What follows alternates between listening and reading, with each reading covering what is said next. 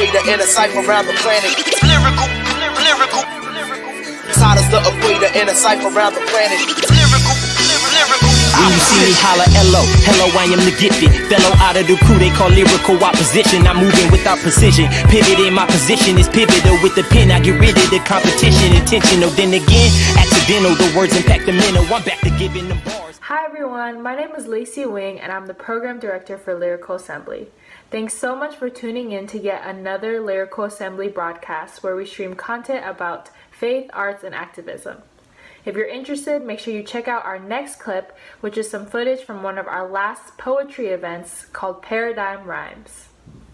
I will introduce my brother, Cineo. He's going to be one of the co-hosts. This man right here is a super MC producer, activist, community leader. I was actually one of his youth in a program called the DJ Project in the Mission District. It's a nonprofit that teaches youth about music engineering and writing workshops.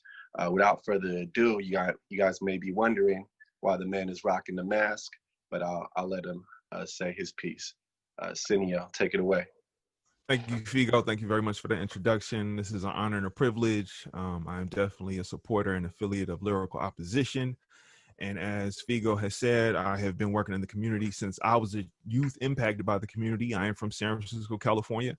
I am Black and Salvadorian. I am here in representation of those who don't have a voice. And I'm here to also create a safe space for all of us right now by giving us the time. I want to shout out Ashley Nicole because, she made sure to put this on us to make sure that we hold this space. So for the next 9 seconds, I would like to have a moment of silence for all the lives lost, for everyone in pain and going through the struggle. So please give us this moment of silence.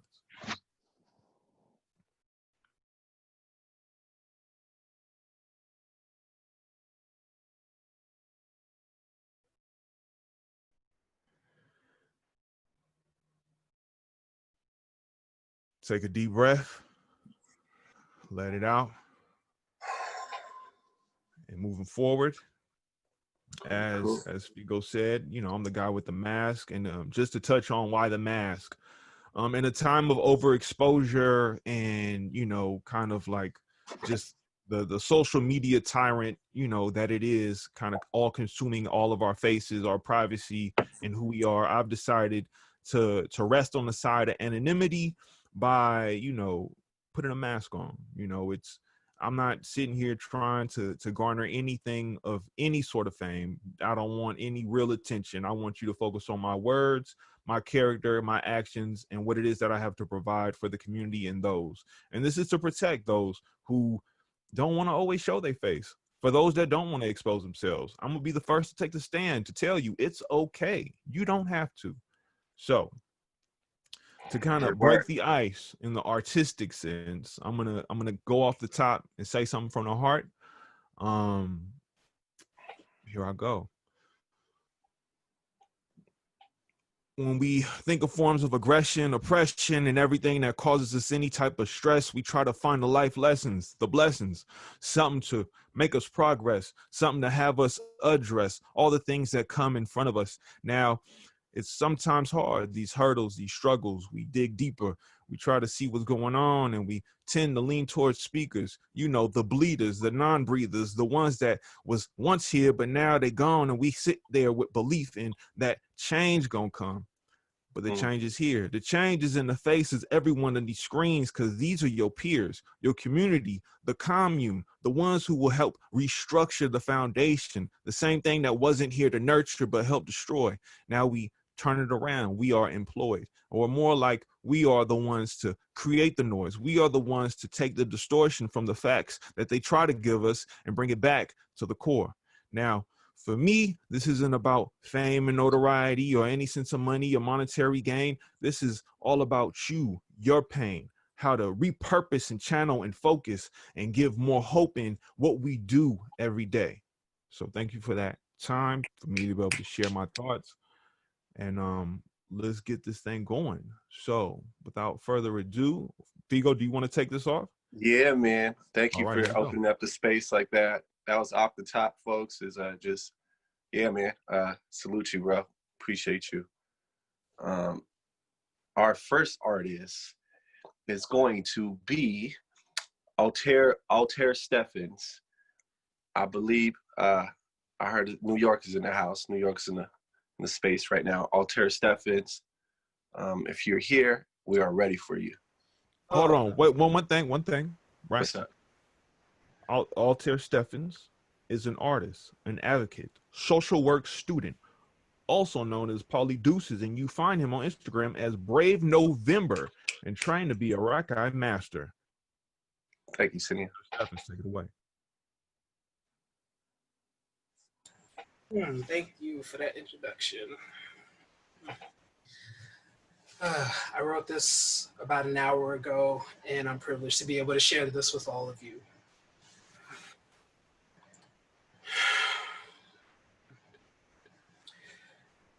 The spell is broken of Black humanity's rejection. Now we stand at a monumental change of direction. We all want more than just the privilege to breathe. It's the freedom to travel anywhere we please. We all were normalized to what became the standards. All the back-breaking labor never gave us the answers. Black lives forged new frontiers, even with the curtain of death shrouding our fears. Black folks sending each other into the world armored like fighting vipers, and made our communities circle up in a cipher. I've been welcomed by many, yet exist in sea of white faces, while rejecting media stories about my people with generous graces. You may feel excluded, but in this moment, Black lives matter, and the image of America continues to shatter. From a Black queer man who wanted to be accepted, but there's a part of me that keeps me from acknowledging that I've truly connected. So I continue to accept the perspectives of others. And it's time for me to draw lines in the dirt. I can't lose myself in others, to keep toying with my life without making my fulfillment come first, and redirecting the solar rays after I've synthesized. I've been nourished and comforted. So I share that with others who aren't.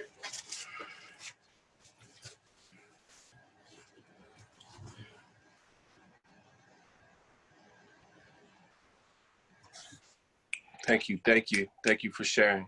That was beautiful.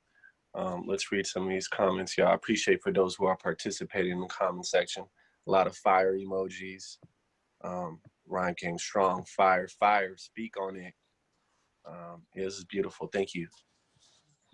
Once again, that was Altair Steffens. Snap, sir. Thank you. Thank you. Cineo, take it away. So Altair, is there anything that you want to share and just send out to the people right now beyond your wonderful words and your great art? No, just that I'm a social work student and advocate for many people. I've worked with seniors. I'm down to work with, I'm in a placement to work with children and possibly adults over the next 6 months. The LGBT community is close to my heart, so I'm ready to serve and also be served and nourished in that way. I'm studying to be a Reiki master, so I've been giving energy to the world during this time when I remember to give energy to myself. And I know I'm needed on this earth, and you are needed. And if no one has told you in a while, you are needed on this earth. Your gifts, whatever you have to offer to this world, you're needed. And thank you for being here. Thank you for sharing. Thank you for those positive words, that energy you are bringing into the space. What if you don't mind sharing? I mean, not to put you on the spot too much, but what community are you currently working in for those that want to reach out and support you? Ooh, community. Right now it's I mean, you could keep it to a region, a state. You don't have to be that specific, you like know. New York City and the lower Hudson Valley, like yeah, the 5 boroughs of New York and like lower Westchester County, New York. Okay. Right on. Thank you for that. For those that may be in the area close by, nearby, or know someone nearby, this is a chance to connect and build community even further, to deepen and enriching what it is we hope to do. We have a healer here who, you know, is in the community working right now. So this is an opportunity, if you know someone, to pass the word along, to reach out at Brave November, right? We talking about Brave November is the best way to reach you right now? Mm-hmm. All right. So that's what it is right now. We're going to follow up with that. So thank you for sharing. Thank you for allowing us in. Thank you for being vulnerable with us to say what you said. And again, I just want to reiterate this. I didn't go too much in the beginning, but I want to say it now. We are going to touch on topics that are going to be hard to process, digest, to take in. So if you feel the need to step away from the screen, please, by all means, do so. Your health, your well-being, and your wholeness, it comes first. So we don't want to push or force anyone to feel obligated to keep their eyes on the screen. I want people to feel and know their capacities, know their limitations, and be okay with that. So, you know, moving forward, Figo, take it away. Yes, sir. Yes, sir. Thank you for sharing. Our next artist is Sophia Aguinaga. Let me know if I pronounced that properly. She's author, artist, and activist. So without further ado, Sophia, take it away.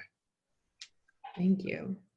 What I'm about to share this evening is more so directed at non-Black folks and especially white folks, but is intended to be a sort of catharsis for Black folks specifically. And I thank you all for sharing in this space with me. The glory, genius, and brilliance of Blackness is overwhelming. That its beauty is in my own blood commands my responsibility for its protection, advancement, and amplification. This would be true even if the world weren't anti-Black, but since it is also my responsibility to hold you accountable for protecting, advancing, and amplifying Blackness too. And I need you to know what's killing Black people.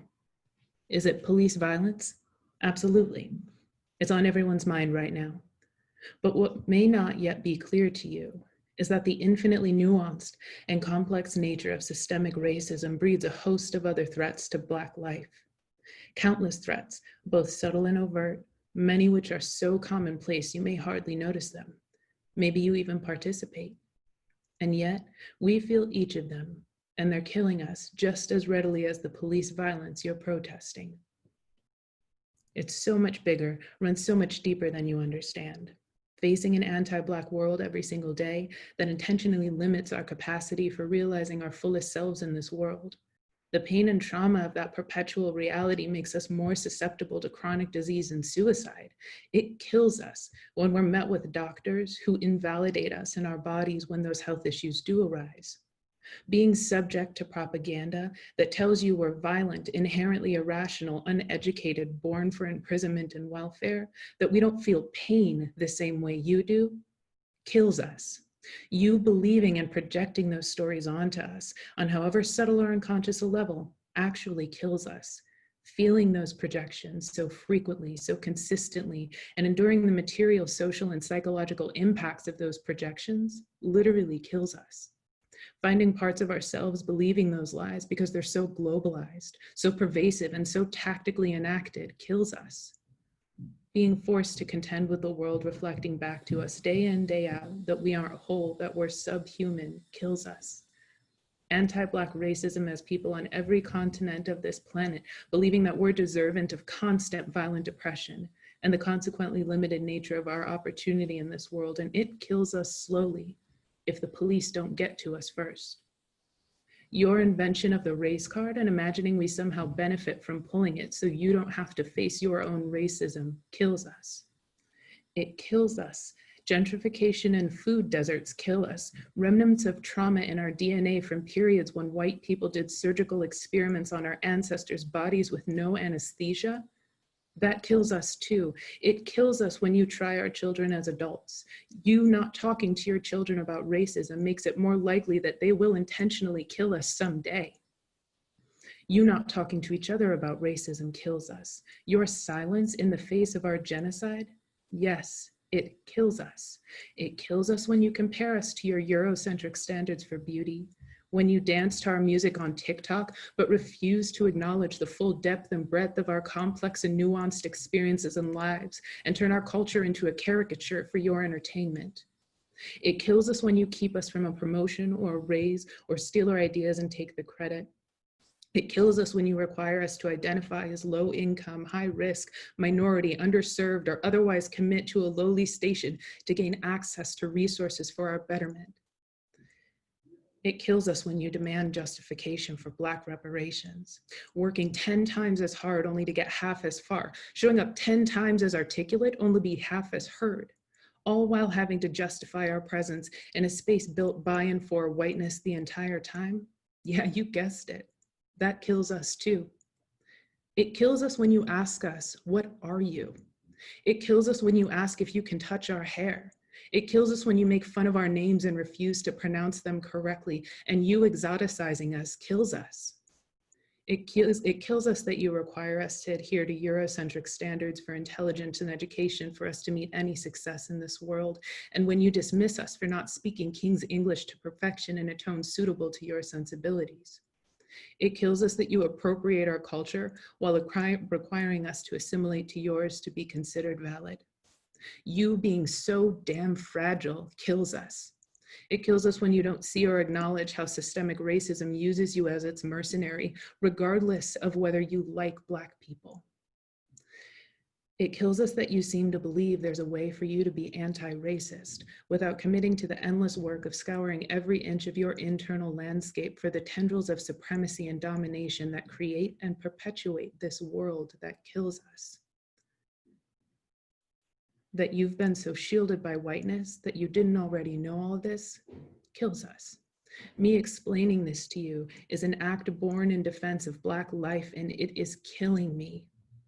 All this, far more than this, contribute to our higher mortality rates and lower life expectancies. Do you hear me? Do you hear me? So you can miss me with that people of color talk. Say Black with a capital B and say it with your whole damn chest, or don't say a damn thing, because anything less is literally killing us. Thank you. Wow. Thank you for sharing that. It was powerful. I'm reading here the comment section. Unethical experiments on Black people, one of the lines that stood out. Speak that. Wow. Speak on it. I need this for the teachers I work with. Facts. Powerful, powerful. Love so much. Black always with a capital B. Damn. Kendrick Lamar. Heart. So good. Legit. Yes, sis. Yo, everything is killing us. I'm showing this to everyone I know. Thank you so much. And you mentioned, yes, Cinia? Sophia, now I just want to say, you know, as soft as it was spoken, that was some of the hardest, most piercing, most heavy words I've heard. I just want to highlight, you know, the amount of blood boiling, skin tingling, just every ounce of pure truth, raw honesty that you gave us. I want to highlight that. I see we got babies in the space, and what you said is an amplification of us being aware of what we're bringing children into and what we are fighting to change every day. I just want to say thank you for that. I want to also highlight that, you know, share, you know, the best ways for us to reach out to you, to support you, where are you coming from, you know, by all means, as whatever you feel comfortable sharing, please share in this moment. Thank you for that. Yeah, I appreciate you in this space very much. So I'll send out a quick note with, I have a website, I'm an author, checking out any of the work that I've done in the past. I have what I just wrote in written form. I'm happy to share it with folks if it's something they want to engage with. I'm actually working on trying to get it published, maybe as an op-ed or something like that. I think it's particularly relevant in this moment. And so feel free to reach out and connect. I'm hella about this cause, and it's not just because it's in the media cycle right now. Like, this is life work, this is generational work, this is ancestral work. And anyone who's down for the cause is a friend of mine. So Beautiful. Thank you. thank you. So for those, please connect. This is a space to build community. Feel free to reach out to Sophia. Thank you once again. Our next artist, Ashley Nicole, is a graphic artist, writer, and innovator. Without further ado, Ashley Nicole. Wow. Well, first off, thank you, Christian. Thank you, Lyrical Opposition, just for the opportunity in this space. Sophia, you made it hard to even open my mouth. But I mean, we all have a perspective, and we're all facets of what's going on right now, what's been going on for centuries. So the piece that I have is a introspective piece from the Black soul, a place of pain, a place of desiring healing and redemption. The title of this is called Antiseptic. Deep pigments streaming down flesh-tone walls, excruciating endurance is my sole reward. What's done is done. Do I deserve the festering wounds? Am I even worthy of the offered cure? Both exemplify inflicted pain while resentment trails in allure. Profuse leaks saturating all that's pleasant. Addictive fumes, militant mercury inducing my coma. Surrendered now, but indecisive a moment longer. Aggravate the reforming scabs, or douse the leagues of abscess with rich clarent poison, that agent of false relief temporarily quenching my ruptured aura. Tingling sensation intensified by burning throbs, ugly grimace and disdainful numbness, haunted by the whispered assurances of relief, persuaded by a banded beat. I repeatedly stumble back into danger after every hesitant attempt toward redemption. Tangled pretty pity. Must I accept a moment's evil? Be stagnant and exist? I'll proceed. Comforted by the dissipating sting and the concluding seep that stains the path, I painstakingly stumble along, desperate to reach restoration within my grasp.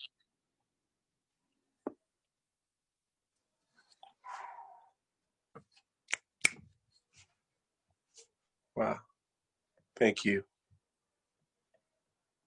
Thank you. I am reading. Wow. So much. The delivery. Thank you for your words. Sheesh. It's beautiful. If you could share a little bit more, Ashley Nicole, of just what inspired you to write that piece and some of your background, we'd love to hear it. Absolutely. The inspiration definitely comes from environmental stimulus, past, present, and assuredly knowing that there's going to be more to come in life. Watching our people and our culture, as well as other minorities and cultures, go through so much, and it just compounds the current climate that we're already kind of existing in with regards to the disease and the pandemic. So that's probably the heaviest inspiration for that piece. And I would say, as far as myself, I'm an artist first, a graphic artist. I also paint. And I'm exploring as many communities as I possibly can. I reside in the Bay Area, California, and I sincerely appreciate Lyrical Opposition. This space is immensely valuable. It's invaluable, really. And I just thank you all for listening. Appreciate you. And if you could put in the comment section how we could stay in contact with you and any of your work we could check out, please do. We'll make sure to pin it. Christian, you can pin it. Pass it on to you, Cineo. Thank you. You know, I wanted to give my piece of, you know, how as ethereal, abstract, yet so much touching on every aspect of how you can't, you can put it in so many terms. You can be as general or you can be as descriptive as possible. But there was something about what you said that made me feel a sense of pain that it's not direct. And it is this overexposure, this kind of like, I mean, I got a mask on for crying out loud. I mean, I'm trying to create distance and space within this new virtual world we all are kind of held captive in right now. And it becomes exhausting because, you know, it's like, when do you unplug, right? We have technology that far exceeds our own abilities, comprehension, and our own temperament. And yet it's given to us every day with no discretion. There is no standards for how we should engage in this current time, in this climate, giving everything that is going on in the world. So I just wanted to give you my piece, and I appreciate it. Moving forward, we got, is this Brenna Prather? Brenna? Prather, yeah. Prather, sorry about that. So No problem. take the floor away. All right. Wait, before I get to that, you are a poet, a costume designer, and a cat lover. So you're used to being clawed at and the abuse that cats can give. So by all means, please welcome into the space, and you know, please share. Thank you. I also felt it was important to mention the cat because my cat is currently in my lap and he likes to interrupt whenever he feels like it. So if you see an orange ball of fur pass my face, that's why. He has to make everything about himself. It's all good. All right. So I don't typically label any of my poems, but I'll just give a general title. This coat. This coat, built from self-loathing, sewn together with humiliation and despair, passed itself down my gene pool, carrying silence like a family heirloom. They took the tongue lashings, flaming fists. They never knew what happened to the kids at night. The cops never came, and there are no hidden saviors. Their homes were bird cages, constantly shrinking until they couldn't take it anymore. They busted the hinges silently, pretending to be graceful, and yet still silently passing along the coat over and over and over until it was finally my turn. I took my seam ripper to depression and self-doubt, my shears to the denial hidden at the edges, limp, gut strewn across the ground. Finally, without a host, I took it to the Great Mother and watched it slowly decompose. Bars. Thank you for sharing that. I'm reading the comment section.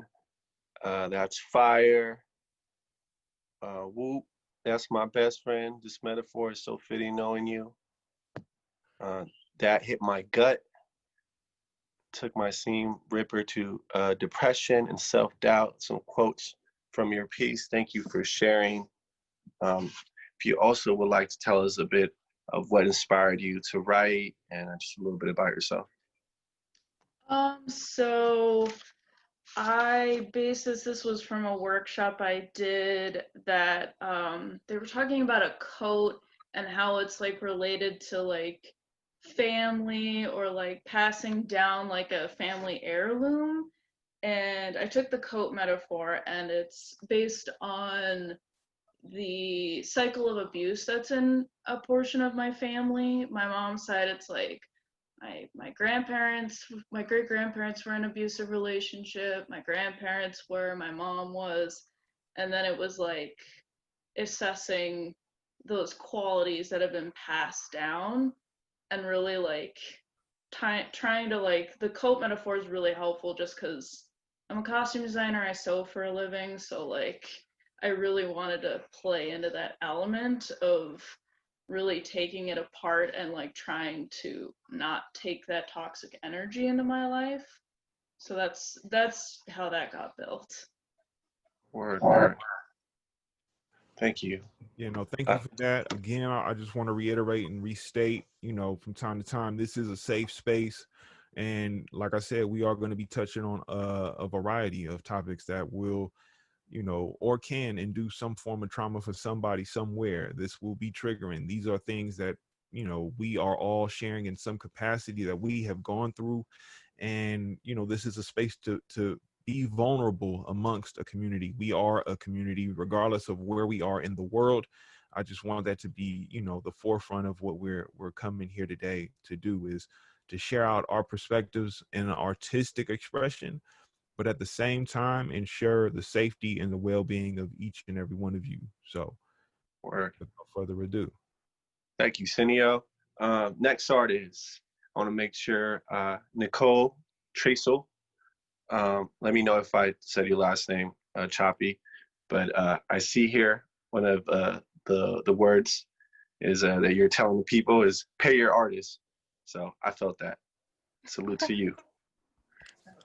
It's Tracy. It's actually after a character from Star Trek. Okay. Because my parents are nerds. Word. Okay, Yeah. dope. And for those that need a smile, here is my sleeping cat. So I actually have two pieces. I have one that's a little longer and personal, and then I have a really short one that I actually wrote at the beginning of the pandemic that's really fitting considering everything that's going on. So the first one is called No Place for Identity in Politics. Here, I have forgotten my own name. I am a performance of myself, where I have no name, no voice, nothing displeasing. Here, I become a pleasant smile, a disembodied thank you that belongs to someone else. Someone else's body gets up and walks to the door. Someone else's arm reaches for the door. Someone else's hand turns the handle. My voice comes out of someone else's mouth, thanking them for coming in. And it is someone else who laughs at harmless jokes, because it is my job to play nice. It is not my job to defend myself anymore. My identity and entire existence have been cracked in half. My first name is how I am palatable to the endless line of Karens, Sarahs, and Carols, a reason for them to talk to me in the first place and tell me how they too have a friend or sister or cousin whose name is also Nicole. And of course, these two are white women. My last name has become a disconnected identity, account for diversity, but not enough to scare away the white women. A mistaken invitation for Karen to say how she's not racist, but loves how cultural my name sounds. Every day I leave my identity at home, and they always ask why they can't come too. And how can I tell them that it is for their own protection? We will always be called a token or a fetish before our name. We will always be asked to write our identity in every chance we get to make someone else look good, as if Japanese American is just a trick to perform for someone else. Once I gave up, let my identities come with me to work. And little by little, I leave myself in pieces around the office. Despite being in charge, every man thinks he knows more because he always sees me as just a woman. So I set down my voice, my strength, my zero tolerance policy for sexism. A woman asked me if this neighborhood is safe to park her car. And so I smile and nod, and I leave behind the part of me that calls her suburb with gated communities the real threat. Someone walks in, I introduce myself. Hi, my name is Nicole. And the response is, oh, Misaki, as if Nicole was such an uncommon name. And so I exhale and leave behind my family history. My identity never asked to come to work with me again. They understand there is no place for identity in the workplace. There is no place for me. Yes. And then my second piece, shout out to writing workshops, because that's where this one is from. If they ask about the current chaos, I will tell them it was never about when and always about who. They told us news and media were on our side, but never said whose side was ours. They blasted never-ending clips of slander and lies, but called it representation. They called us ungrateful when we called their reporting a lie. So we took to social media. They couldn't stop all of us, and the truth escaped. We learned who helped and who turned us away. Salute. Powerful. I'm going to go through this chat real quick. We got a lot of wow, I felt that. Snaps. First line, damn. You're leaving me breathless, speechless. I exhale and leave behind my family and history. Suburban gated communities, the real threat. Sprinkle them, Nicole. Call a token or a fetish before our name. Oh, Karen, let's talk about it. Heavy. Sit down, Karen. Yes. Laugh my ass off. I felt that, Karen. Got me messed up. Account for diversity, but not enough to scare away the white woman. Preach. Yes. Thank you. Cineo, words. Yes, most definitely. It's the intersectionality of it all, you know, how words will apply no matter the context of time. That says a lot about, let me back that up. Words that apply regardless of the context of time. To me, we're not evolving. We pushing the issue as a community, but the world around us is not evolving. We sitting here, I could say anything, and you've literally spelled it out in terms of the time in which you wrote these things, and yet certain lines sting a little bit more just given the current climate of what we in today. You as a woman being able to share and be vulnerable and state just to the fact of Karen need to get the hell on up, but get gone. I had to catch myself because I realized there is a baby here, and I want to be proactive in my own self-discretion because they don't need that trauma, but they need to understand the if anything I'm taking away from it is the need and cause for balance and boundaries, because we put ourselves in these spaces where we have to negotiate our identities all the time. And there is no training. There is no formal practice, right? I could go in any gym and learn how to lift a weight. I can learn how to throw a punch. But what I can't learn how to do is sit in my skin and navigate this world that was structured in a way that was always meant to make me a part of the second class, right? And so when you're saying these things and you're sharing your experiences, having to navigate and negotiate your own emotions amongst these ignorant or unfortunately uneducated people or non-experienced people, it just calls to a different level of for me to challenge myself to learn more on how do I show up, how do I represent myself, and how do I not leave my identity at home. So thank you for that. Thank you. And I was going to say, Nicole, if you would like to let us know how we can stay connected, or different pieces that you'd want to share with folks, feel free to do. Well, yeah. I'm super active on my Instagram. It's at Nicole Tracy Writes. My name's there, and I'll also drop it in the chat. I am, like every artist, working on a book. So when I actually have that, it'll be up on my Instagram as well. Awesome. Thank you, Nicole. And for the next,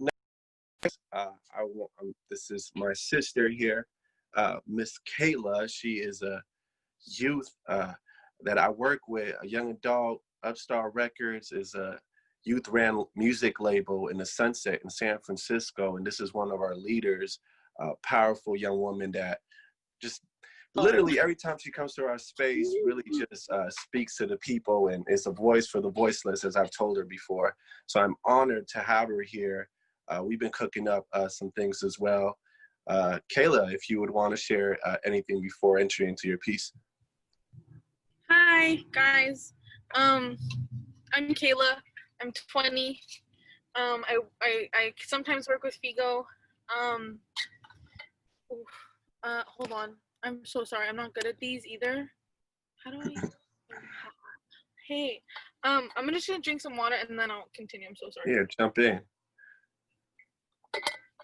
So I actually had a question. I write really short pieces because that's like my thing, my quirk. I don't know. So I was wondering if I can share 3, if that's okay with everyone. Jump in. Yeah. Okay, I'll do that. So the first one is kind of about like what's been going on in the world. It's kind of sad. I wrote it in the shower. I was really sad. It's called Mama, I'm Sorry. Mama, I'm sorry. I did all that I could, and even then my screams were muted. I chanted for breath as my brothers and sisters watched. He was heavy on my body. I panicked, and my heart raced. I couldn't seem to catch life even as I pleaded for mercy. A girl, younger than me, watched with eyes wide and pain in her chest. Mama, I'm sorry. I'm sorry that I came home late. I'm sorry my life wasn't precious enough. I'm sorry that you had to bury me before yourself. I'm sorry that more like me will be taken before we see change. I'm sorry I'm held responsible even when the crime was my life taken. Mama, I'm sorry. I'm sorry that he decided that kneeling on my neck, kneeling on our ancestors' neck, kneeling for white America was more important than me. Mama, I'm sorry that I'm Black and my life is of no value. Mama, I'm sorry for you cry. And Mama, I'm sorry that I can't breathe. That's the first one. Thanks. Sorry, my best friend just killed that. I don't care. Like, wow. Go on. No, cameo Lexi. All the peoples. And then the next one is I don't know if you guys know the song, but it's called Purity by A$AP Rocky and Frank Ocean. And they it's not stealing. They took a piece from Lauryn Hill where she says, you make my desires pure. And so I kind of bit off of that and wrote that. I was 14 when I first saw you. You were tall and mostly skinny. I was new, wide-eyed, and fresh. You saw something you couldn't recognize when you had seen me, and that's why you stared instead. I seemed gentle, almost virgin-like. We didn't speak, not at first, and it drove me crazy. Spent weeks of chasing the sound of your voice, and I could only get it when passing stories between closest of circles. Your eyes were always hard. No matter smile or laugh, it never shone in your eyes. Whenever my lips would part to speak, that's when your eyes would shine. They gleamed like no other, and they knew what was to come but me. What took you long, I'll never know, but I'll always be thankful for a first. Somehow we left, and years had passed. You had aged, and so had I, reckless and wild. You saw a second chance, and I saw the one that had got away. A newfound silence was what greeted me, and I was thankful for a change. Almost as if you had never left. You had allowed me to be free and loud. You allowed me to speak in chaos. We stood there, sweating in summer's heat, the sun beating down into our already hot skin. You were watching me. You had finally seen me for who I was, a woman now, no longer a child with an awkward body, a woman with thick thighs, tan legs, topped with 10 white toes. Summer had kissed my skin to be the shiniest of gold. We were celebrating a birthday unlike no other. 18. I was a woman amongst all my friends. We had hours to kill, an empty beach that looked over an everlasting horizon. I'm sorry. An everlasting horizon. I ran towards tidal waves, throwing conscious to the wind.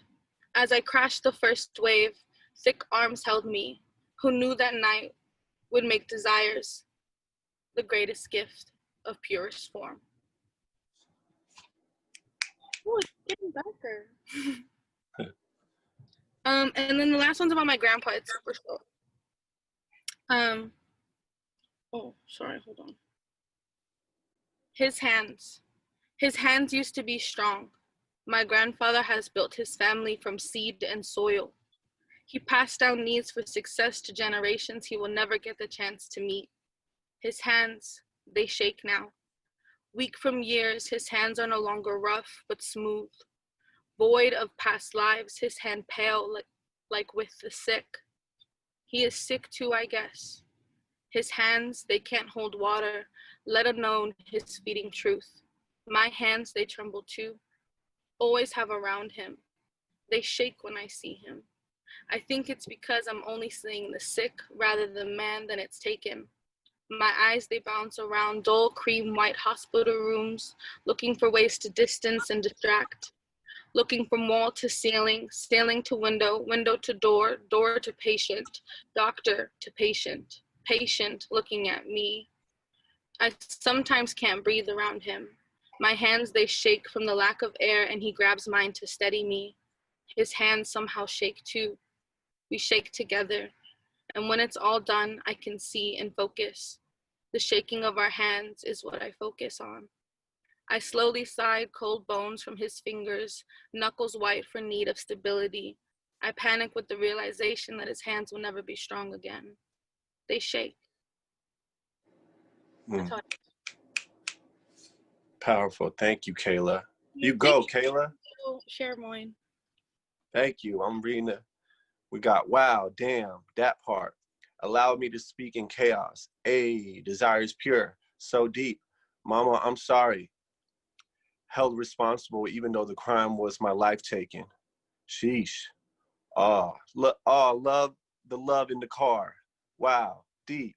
Wow, a lot of wows. Couldn't seem to catch life. Yeah, Cool. I love the wows. Yeah. Thank you, Kayla.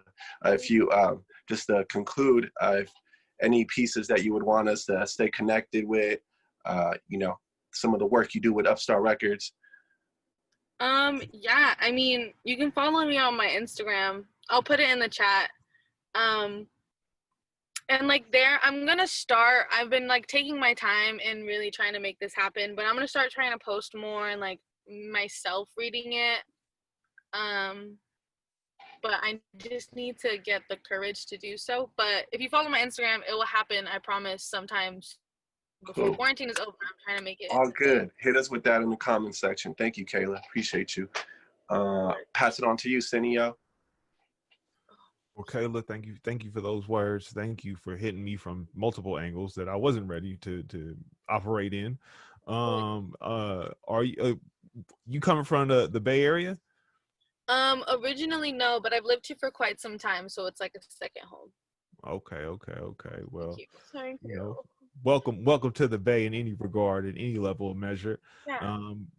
For those of you that don't know, I'm the guy with the mask on. Like I said, maintaining some sense and distance socially, as you can see. You can't recognize me. That's right. I'm staying in anonymity, right? I'm on the side of, for those that don't want to show who they are, you don't have to. I'm here to protect your identity as well. I'm here to create a safe space, ensure your wellness, and to work towards a better day for all. Moving forward, we have someone broadcasting live, straight out of another car. We have Evelyn Lax pulling up. Park that thing, let her know what it is. Well, thank you for that lovely introduction. So I'm gonna warn you guys. Can you guys hear me? So I'm gonna warn you guys, my battery is dying. If I get cut off, that's why. I have 4% left. But this piece I'm gonna sing for you guys. It's a song that I wrote a while back. But my prayer is that it encourages all of you guys, especially during this time.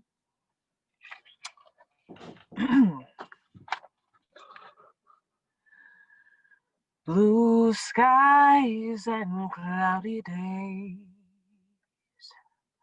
but cloudy skies are my favorite. But the story beyond the clouds encourages my soul.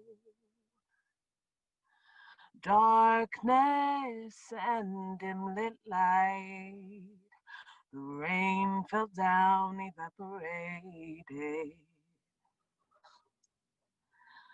But the sun now shines, and all I see is what love looks like through rainbows. 'Cause above my head I realize that these cloudy skies, though the gray, have a light that shines behind them, demonstrates my Father's grace. And so I'll hold on through the rain, and He'll wash away the pain. And when these gray skies,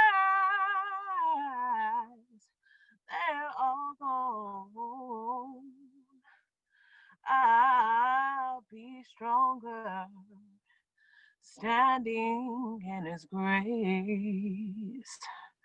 'Cause you let the rain fall down on me. You let the rain fall down so I can see the sunshine, the sunshine, the sunshine, the sunshine.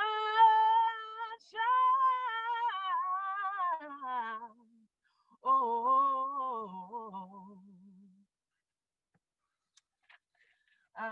That's the first one, and then hopefully my battery doesn't die throughout this second one. This is not an original piece. It's by Lauren Daigle, and it's it's by Lauren Daigle, and it's called "You Say." Shoot, you know what? It is gonna die. It's at 1%, so I'll just volunteer next time, and we'll go from there. I'm gonna cry. That was beautiful. Thank you. So powerful. We got a lot of chills. I just see if I could get this chat going. We said, thank you, Evelyn. I will be stronger in His grace. Come through with here with number 2. That phone better not die. Apparently it is. Snaps. Okay. Fire emojis. Hell yes. Let that voice cry. Let it cry. Let it cry. Saying that. She sounds so good. Like in the Zoom, ma'am, I need to hear you in person. Dang. Today is a holiday with these artists. Beautiful. Black woman, yes, sang it. So melodic. Chills. That car charger, though. Where that car charger, though? Bruh. And yeah, so thank you so much.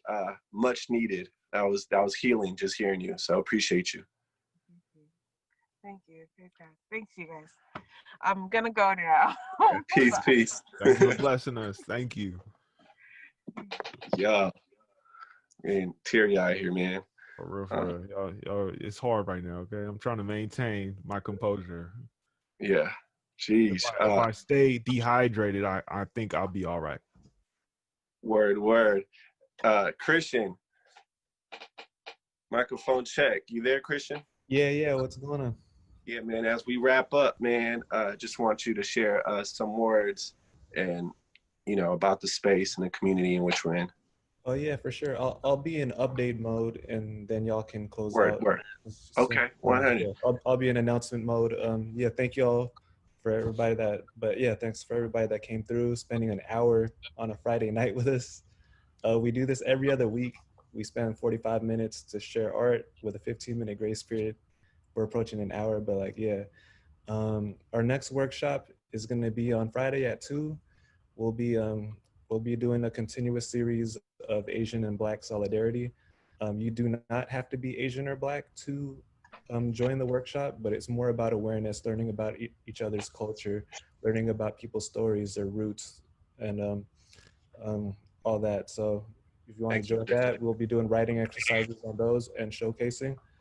I'll put the links over there as well. And then Nicole said, pay your artists. We had some donations today. It was less than $100. If we distribute it amongst all the artists, they'll get less than $10 each. So if anybody wants to donate, I'll throw a link up there. Lyrical Opposition is a tax deductible nonprofit. So whatever you donate will be tax free as we distribute it to the artists. And I think that's it. Thank you, Christian. Appreciate it.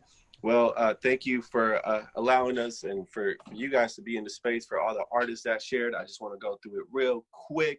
We had Cinia open up the space, Altair Stefan, Sophia Aguinaga, Ashley Nicole, Brianna Prather, I'm sorry, I'm terrible with pronouncing some names, Nicole, Tracy, Kayla, Miss Kayla, Evelyn Lax, and yeah, me, myself, and I. My grandmother always says this thing. I'm gonna say it in Spanish for those that, if you understand Spanish.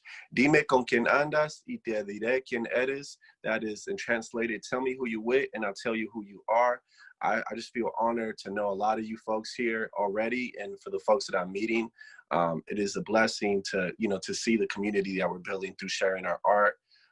Yeah, for the comrades, for the soldiers, Black Lives Matter. This is a time to make sure this is a daily walk for all of us and to be conscious of what's going on out there. So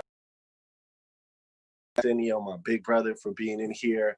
This is like a full circle. I grew up with the man behind the mask there, and just a lot of the knowledge and wisdom that I've been able to obtain from him. I mean, I'm forever grateful. Blessings to everybody, man. Cinia, any words?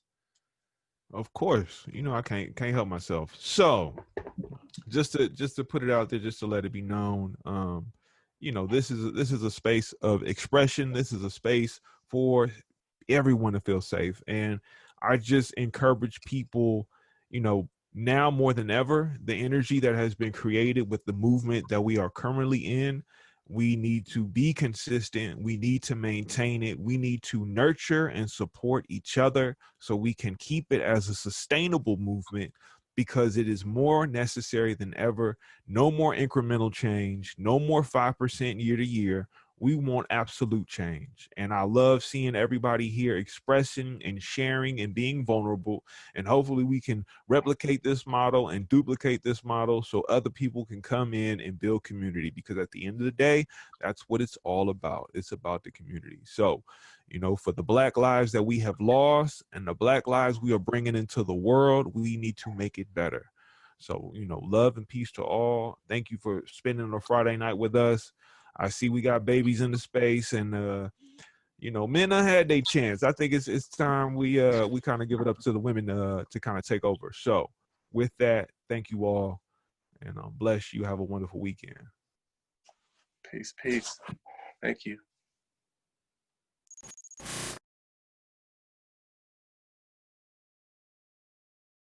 The Lyrical Ones episode 27 announcements for this upcoming weekend and this week, just in general. Okay. So what I want everyone to be aware of is you can join the Lyrical Assembly Reads for Resistant book that happens every Saturday at 9 a.m. This week, we are on chapter 3 of the book, Decolonizing Evangelicalism, right? If you are interested, please get in contact with Lacey, Lacy, at lyricalopposition.org, right? So again, right, that's Saturday at 9 a.m., right? They're on chapter 3. It's the book called Decolonizing Evangelicalism, right? You'll be reading for resistance. So then, getting into the next part of our announcements, right?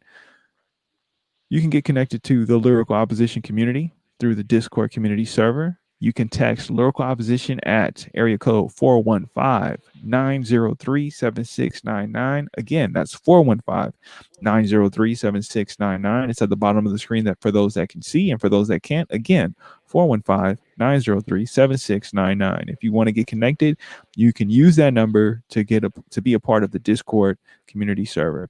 And then on Sundays at 10 a.m. Pacific Standard Time. We have the Lyrical Assembly broadcast. It is every week, every Sunday. You can tune in if you are interested in content about faith, arts, and activism. Again, if faith, arts, and activism are your thing, you can get involved Sundays, 10 a.m., when I'm probably asleep. But for you, you're probably awake. So join the Lyrical Assembly broadcast every Sunday and get in tune, you know? Hi everyone. We are back for a Reads for Resistance recap for chapter 3 of Decolonizing Evangelicalism. And yeah, we're just gonna jump right into it. What really stood out for me, I love this book because it always creates the history of the phenomena that we are experiencing now. And so Bo kind of goes into why colonization basically has been the standard. And he lists 2 reasons why. So first you have when the British coloners had created or invented another Middle East. So basically they whitewashed a whole region with multiple countries and was like, oh no, we made this. And then also the impact that had, it established this is from the book, the impact that it had established a colonial exercise of power and control. And it wasn't only in land and military domination, but it extended also to the production of knowledge. Domination and control extended to an assault on indigenous ways of knowing. So we may have mentioned it already for this book, but it's just the Western thought, right? And how do you begin a Western thought? It's basically what all the Greeks and great philosophers did. And so like they came up with an idea, then they went through a process, and then they proved it or they didn't prove it. And that's the way we are taught, right? In education systems, in Western education, that's what we're taught to do. And that's how we're graded. That's how we're expected to respond to solutions or to situations. That's the way we're supposed to do it, right? So with this, it kind of just, and I think what really stuck out to me was that it was not done like, there's no way to colonize a group of people in a loving way. Like, I think we always get taught that, oh, the Pilgrims came here for religious freedom, you know, and they just met their neighbors and they had a Thanksgiving dinner and they introduced them to corn and then they became neighbors. And like, that's literally it, right? And it's like, no, like what preceded that? Like, it's always like, I teach 5th grade. Last year I taught 4th grade and I have my same kids, but we did US history. And so they're like, wait, Miss Padelli, they came here for religious freedom, but then they were upset because other people had different religions? And like the fact that a 4th grader can be like, what does that even mean? Like freedom only, and then it turns into more of like Western thought, right? Like only the religious freedom that I choose you could have. Yeah. You can only be Christian, and then you can figure out how you want to show that, but you can't be any other religion, right? And so that pretty much wreaked havoc on any nation that wasn't that way. So I think obviously in America, it's the native people to this land, and they have different ways of knowing God than what we know, as in our time, but then also in their time, because they have a different relationship, right? They have a different relationship with God. They see God as creator. And I think a lot of times in Western religion, we see God as like, I don't know, like maybe an arm of like power, right? Yeah. God is more of a ruler. Like a ruler. Power, ruler, strong, yeah, like decisive, very like black and white. Yep. And they approach God in a different way. They see God in a different way. And basically just talks about how you just take all these things. These people have a whole existence and a whole tradition and a whole way of being. You're like, nope. Just take all of that away. Or you're interested in it, but you can't learn from them. So then you're formulating your own opinions on what that is without asking, without trying to. I think maybe people ask questions, but they don't listen. Yeah. So asking questions is not enough. You have to want to be like Jesus. You want to be humbled and under their like leadership where like you become uncomfortable, right? Like let's say you're doing an interview with someone and you're trying to understand their way of life, but you have them meet you at a coffee shop, right? Like that's your space and that's like kind of like not your turf, but like where you feel comfortable. You're not taking that extra step to have that person invite you into their space where it might be uncomfortable for you. I think was really profound to me. And then also just again, like the way we teach history. And I think what we talked about in this last meeting was the phrase, the winner, or the victors write history. And like, how does that shape our life? Like, so how do we feel about the wars that we've been in? How do we feel like in all the things? Because if you're thinking about it, all of those stories that haven't been told, we have a very narrow-minded history, right? If it's only from the victors and they can pretty much paint whatever brushstroke that they want. And then we talked about, for me, what stood out was agency. So how are you in that system and what are you capable of? What are you capable to do? And one person said, you have a responsibility for the collective, basically using your agency as a duty to help the collective, which I think is really hard as Americans because our like founding principles are individualism and focus on yourself. And so it's kind of like two things that are butting heads because you can't worry about the collective and also worry about yourself. You kind of have to pick one. What did you think from our meeting last Saturday? I thought one thing that was interesting. Well, first of all, before I say that, I think it's wild. I want to go back to what you said about your 5th graders or your 4th graders at the time. That's crazy that even they, when they're taught the real history, can see the hypocrisy of the narrative. Like, that's so insane to me that a 4th grader can see it. And it's like, this is what happens when we teach our students real history. Like, they will be able to critically think, you know? And we have to trust that when we give them the real history that they can think for themselves and see these disparities. And then that also means that they're like good human beings. And then they're like not blindly following like nationalist principles that don't serve anyone except for like the elite and the white people. So, and it's funny because like that's shared on Saturday. My book is very pro nationalism. Like, for them to be able to grasp, like, wait, this doesn't make sense. Yeah, and they see like through that. Yes, thank you. There's hope in the future is okay. Yeah.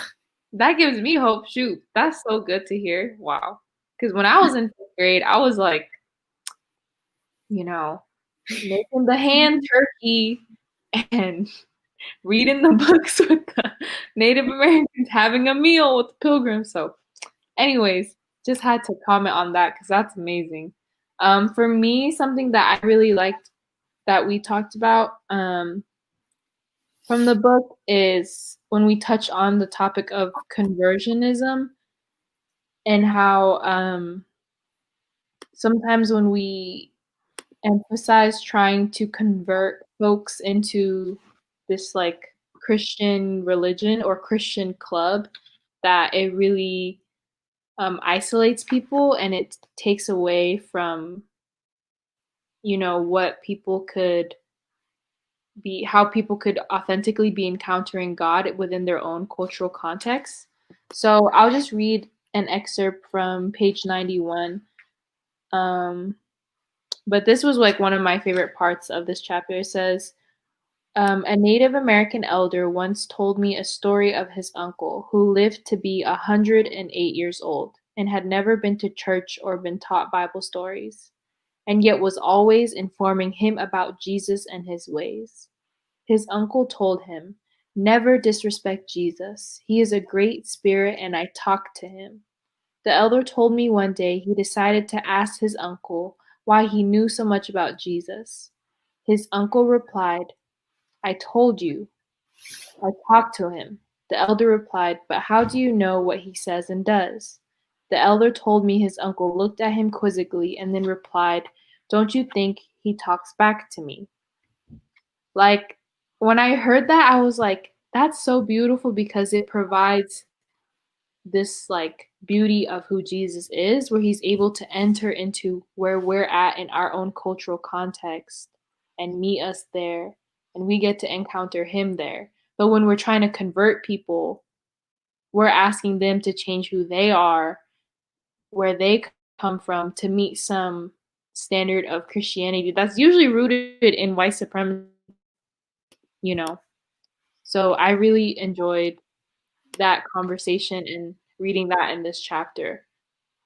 And it makes me like think back to how we talk a lot about cultural humility in our group, and how like I reflect and I think like, what are the times where I've been, trying to be that evangelist, where I think like my job is to just like force this idea on another person, when instead I could have just sat with them and maybe learned about one aspect of God in a new way through their cultural lens. And yeah, I just think like that cultural humility is something that Jesus had that's really been lost in our theological, spiritual formation. Because Jesus was like sitting with everybody and their mama, and he still was like, you still can receive me for who you are too. So Yeah, I love when, well, that's sarcastic. Okay, I won't say that. But a lot of times people are like, oh, I have to get right before I come to church. And it's just like, church is a whole building. Yeah. Like, these What does people that have mean? no space to judge anybody. Yeah. Like, it's just such a flawed space. Like, even, but as a Black American, it like, I think as I got older and learned the history of like church and how like the white slave owners allowed for the enslaved people to look nice in church Sundays, and that's why, and so they can get more notoriety. And I was like, I am never, well, yeah, how I felt. I was like, I am never dressing up for church again. It is rooted literally in my oppression, right? Like, what? I never knew that. Kojic, so they're very traditional. So it was very like, don't wear jeans, don't wear pants. And like my grandma was like, oh, you wore that to church? It's like, yes, I did, Grandma. I sure did. So like for me, it's just very much like, nah. If it's not legit Jesus, it's not legit God, it doesn't legit bring me closer to if it doesn't bring me closer to God, I'm not keeping it for the sakes of keeping it. So I feel that. Yo, that's crazy. I never knew that. Hold up. Yeah, no. And so like you were able to have like nice clothes, and if you, because sometimes they will let them go to church with the slave families, and so like they would sit in the back, and then you could see like, oh, they have like, you know, a skirt and a dress, and the whole family has like this, and they're like, you know, I treat my slaves so nice. It's like they're literally in slavery, but okay. That's crazy. Ooh, wow. Dang. I'm glad you brought that up because I had never known that. So that's good to know for the history. And that makes sense why you would be like, I'm wearing sweatpants at your turn. So that makes a lot of sense. I'm trying to think of other things. I think for me also, one thing we also talked about is like the importance of ethnic studies from this chapter. And a lot of our members of our club, or not club, but our reading group, our community group, they brought up like how important it is to have ethnic studies, and how like ethnic studies shouldn't even be called ethnic studies. It should just be called history, because that is history, right? Like you don't need you don't need an African American history class. Like that's just American history, because African American people have been here since day one of the building of this country.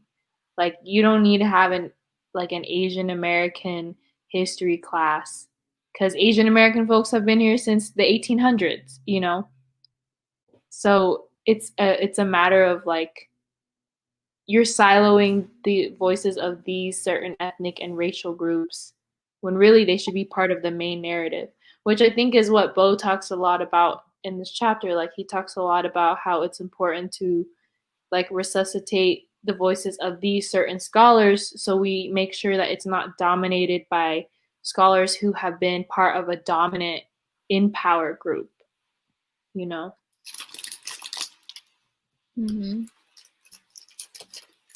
Yep. Yeah, I think that goes back to like the victors right in history. So it's pretty interesting. Yeah. Yeah, I think another ethnic studies I think is important. I think it should be more like maybe units in regular history, right? Just like different units. And I think that would be helpful. And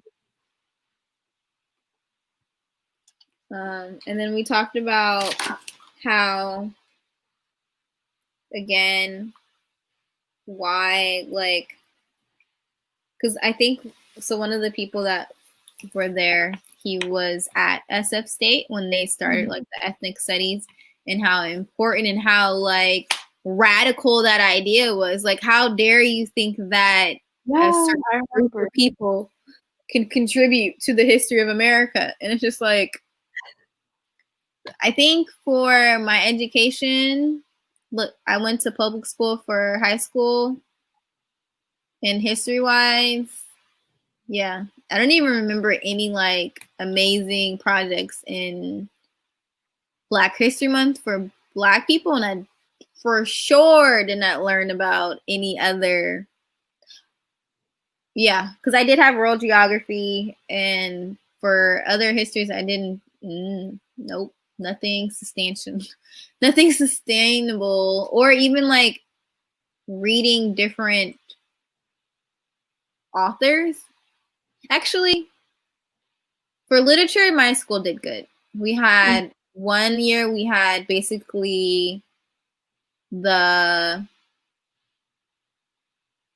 Holocaust. And so we read different books that was about the Holocaust for that year, which was insightful. And then my senior year, we had more like of the great American writers. And I think there was one Black writer. Wow. I think. That's and it was crazy. Richard Wright, Native Son. Oh, and I think I read Things They Carried too, which was really good. Things They Carried was really good as African man and how they got colonized, basically. But other than that, no. Like, no Asian American writers. No, I had one, I think was a summer reading. But other than that, no. Not very diverse. The first time I've read a native author was in college. Oh, wow. Or not college. What's this called? Grad school. Mm-hmm. Dang. Grad school. Yeah. Wow. And in college, I went to a historical Black college in University Howard, HU, you know. You know. So my whole college experience kind of took me out of kind of like the Western, it a little bit, but it wasn't like we had, like, our whole experience was different. Like, for literature, we were reading Black authors. It was integrated more, and it wasn't kind of like this separate thing that had to be separate. But other than that, still, like, I think my grad school, which is seminary, has exposed me to so many different writers. Like, I've had Asian American authors now, Native authors, Latino authors. I'm trying to think. Who else? Oh, and Indian authors, because definitely didn't have any of that until now. So, yeah. But that's so sad, like, to be like over 25 and have to wait that long. I mean, like, you gravitate towards you gravitate to, but once you're exposed more, then you have an inclination of like, oh, I like this, I like that, and so crazy. Yeah, and I think, like, that's not really your fault, right? Like, yeah, we should be reading Native authors when we're in elementary school. So, yeah. But with that, we want to go ahead and wrap up and just say thank you for those who are watching, for tuning into our Reads for Resistance recap. Again, if you want to join, make sure you sign up to the Eventbrite through our Instagram. If you're interested in these topics about decolonizing faith, about racial justice, these are all things our group provides space for, and I think especially nowadays, it's really important to have a space to process those things. Yeah. So with that, we're reading chapter 4 this week. And we will see you next week. Bye. Bye. Side is the equator in a cipher around the planet. Lyrical. Side is the equator in a cipher around the planet. Lyrical. When you see me holla hello, I am the gifted fellow out of the crew they call lyrical opposition. I'm moving without precision, pivot in my position is pivotal with the pen. I get rid of the competition, intention